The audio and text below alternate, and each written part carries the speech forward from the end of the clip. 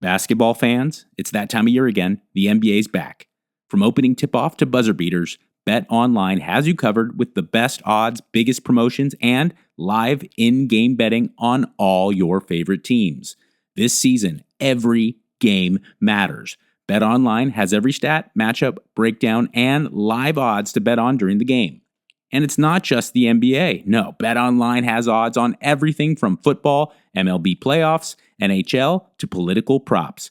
Head to the website today. Get in on the action with America's most trusted site for online wagering. BetOnline. The game starts here. Oh, yeah. It's the Mikey Likes You podcast, the one and only. I'm the Mikey who likes you, or the you who is like, let's get right down to business.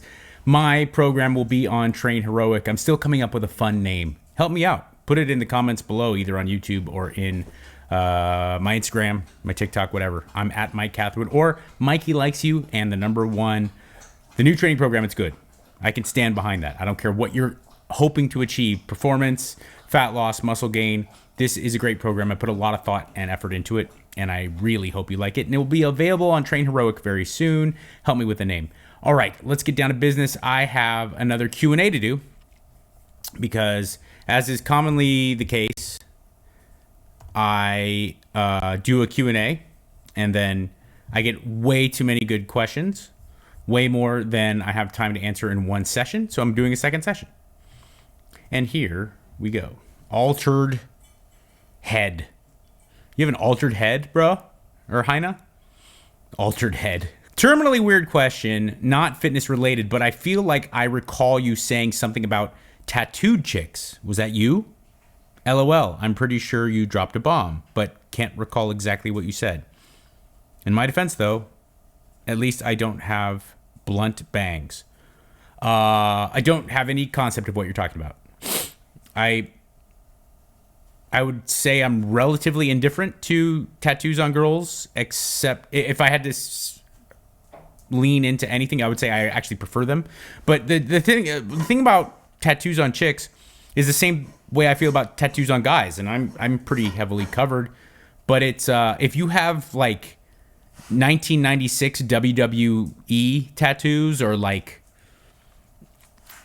Affliction t-shirt level tattoos, like I think that's stupid. Boy, girl, black, white, doesn't matter. That sucks. You suck. If you have beautiful artistic tattoos, if it highlights your body, if it kind of fits your expression, I like that a lot. I like that very much. Heavily tattooed women are very appealing to me, actually. All right, really good question here from Chrissy D210. Is 45 too old to start? Oh, and how should I start? Should I start with 5x5? Great question. 45 is definitely not too old to start your fitness journey. No way, no how. Come on, I'm 45. Yeah, granted, I'm not starting, but it's not. There's people who start taking fitness seriously in their 80s, in their 90s. That's not a joke. It happens.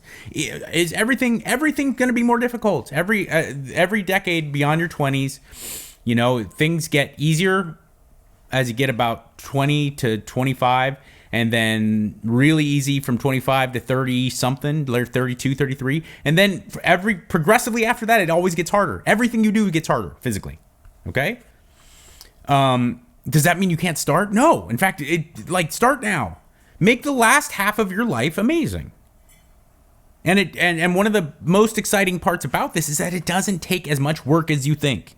5x5 is actually a great place to start. I do recommend, if you're just starting, the problem with 5x5 is that it relies heavily on exercises that take a lot of learning. There is a big learning curve with deadlifting. There is a big learning curve with the barbell back squat. There is a big learning curve with the bench press. And they're not inherently dangerous, but that is why so many people hurt themselves doing those exercises, is because people really don't know how much effort it takes to just get it right. The Bulgarian split squat and walking lunges would be a great replacement for the squat. The Romanian deadlift with dumbbells and then some type of leg curl, lying leg curl seems to be a great one. Start with those and really work your way up. I will say, I'm not just saying this to be a great salesman, but the program I should be putting up on Train Heroic by the end of the week will be a perfect place for you to start. It's also a perfect place for people to go to if they have a lot of high level experience. But go ahead, DM me or hit up my Patreon. I'd love to help you free of charge. Also, I'd love to work with you as a client if you were looking to do that. Another great question. Sean, not Sean.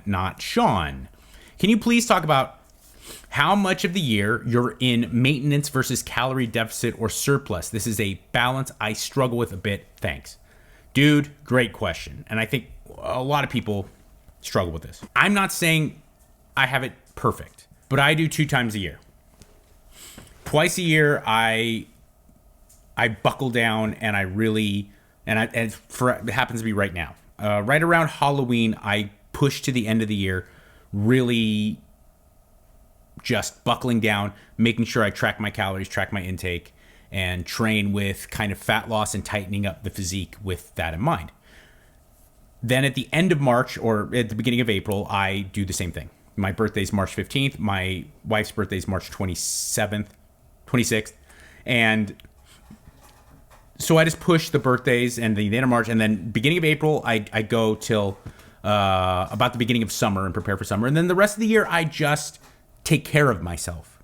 I've never been, so at least not in the last decade of my life, have I been someone, at least not in the last decade of my life, have I been someone who really is pushing to gain muscle mass. I just want to either maintain the level of muscle mass I have, increase strength. If I gain some muscle mass, great. But I try to relax a little bit and just enjoy life and be healthy.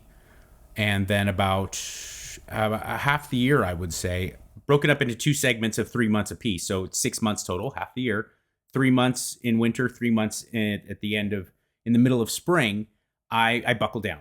So half the year, I'm just kind of in maintenance. Half the year, I'm looking to tighten up.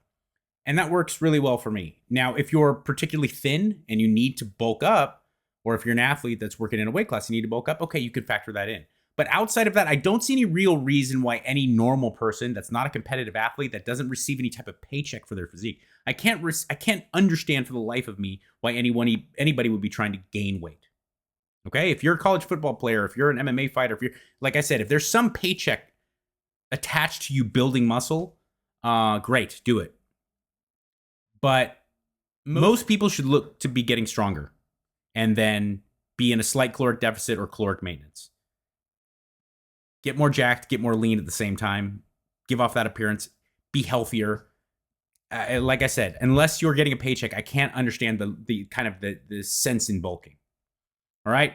Look out for my new training program. As always, look for my Patreon if you want more help. There's always more information about nutrition and training and all that fun stuff. And I am at Mike Catherwood on Instagram and TikTok and all that fun stuff. At Mikey Likes You 1 is the Instagram handle for the show. And in this crazy mixed up world that makes you think that nobody cares, remember, I do be good.